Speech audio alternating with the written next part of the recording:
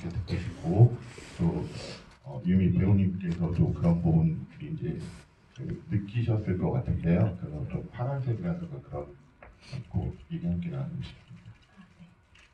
색깔에 대한 이야기를. 우선 아마 저도 시네마 키드다 보니까 그 감독이 뭔가 장치로 뭘 깔아놨을까라는 거에 대한 분석을 하면서 영화를 보는 건 너무 재밌는 일이잖아요.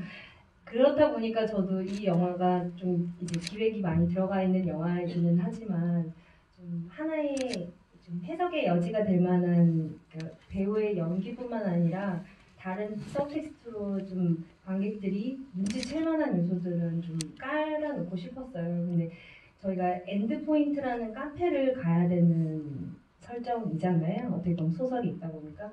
근데 그 카페 자체도 이제 니시야마가 있는 공간 쪽은 이제 모네 키친을 제가 모티브로 해서 거기에 블루 계열로 일단 잡혀 있었던 상황이었어요. 그래서 소품들이나 이런 것들도 블루 계통으로 세팅을 일부 했었었고, 그리고 또 유미가 이제 가기까지의 블루 톤을 무조건 맞춰야 된다라는 생각은 없었지만 그래도 하나의 포인트로 꼭 연결고리는 만들어두고 싶었어요. 그리고 또 그 수영 씨 담당 코디분께 너무 감사한 게 항상 이제 그 다양한 컬러감을 주셨었거든요. 근데 정말 다행히도 딱 너무 잘 어울리는 블루톤을 가지고 와서 사실은 이제 감독님 골라주세요라고 했었을 때도 너무 잘 어울리는 블루 컬러를 잡아서 와가지고 사실 배우한테 좀 이건 좀 아닌 것 같아 이런 얘기를 할 필요도 없이 세팅을 할 수 있어서 저는 개인적으로 이번에 그 의상이나 이런 거에서는 스트레스를 안 받을 정도로 배우의 아이디어도 너무 좋았고 배우분들의 관련 스태프분들도 호흡이 너무 좋으셨어서 굉장히 무리 없이 제 의도를 노출했습니다. 그 원작 소설에서는 사실 배경이 가을이에요. 그렇다 보니까 원작 소설 표현 중에 그때를 떠올릴 때마다 내 마음속에는 고요한 금색 세계가 떠올랐다라는 문장이 있거든요.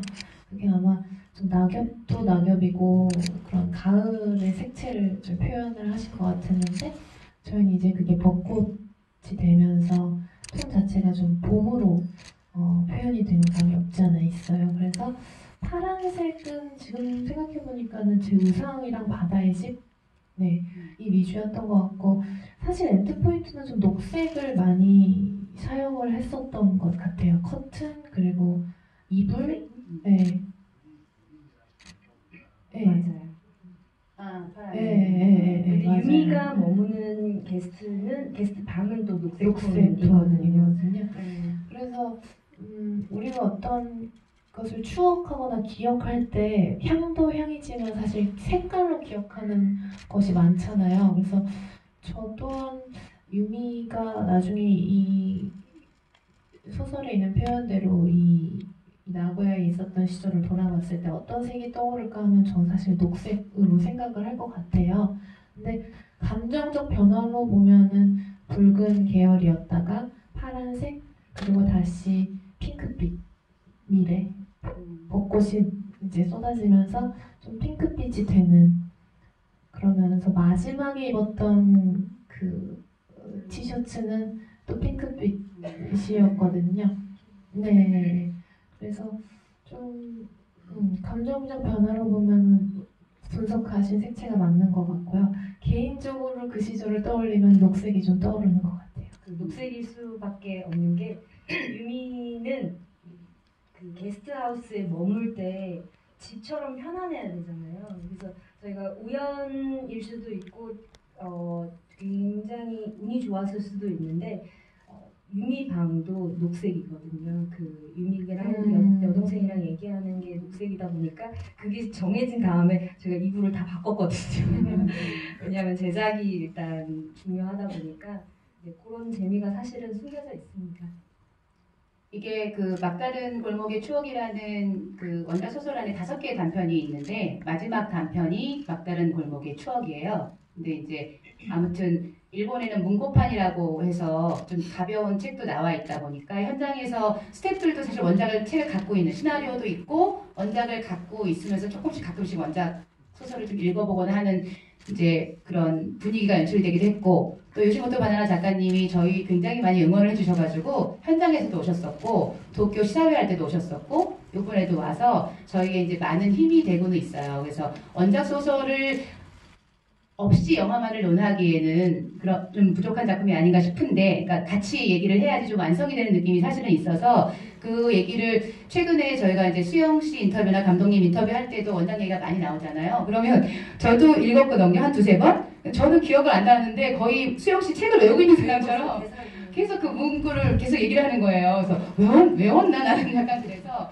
감독님이랑 수영 씨는 도대체 원작을 몇 번을 읽은 거예요. 몇 번을 읽으면 그렇게 많이 안 읽었는데 기억력이 좋아서 각인이 돼 있나요?